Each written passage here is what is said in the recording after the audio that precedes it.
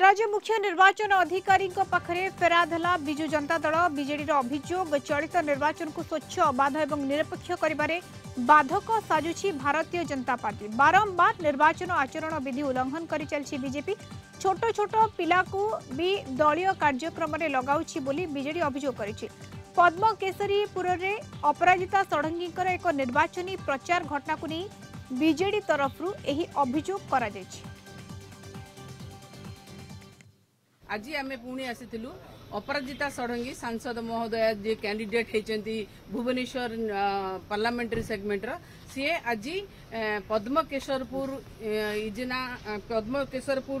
engine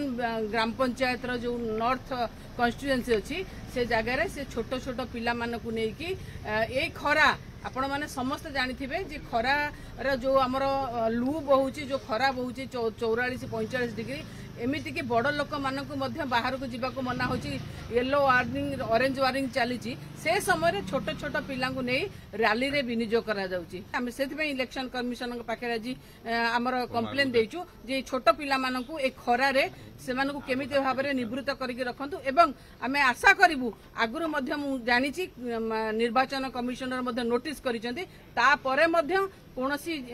माने कहते बुद्धि उदय हो नहीं भारतीय जनता पार्टी कैंडिडेट मानकर आशा करिवु छोट पिला मानकु निर्वाचन रे विनियोग करिवारे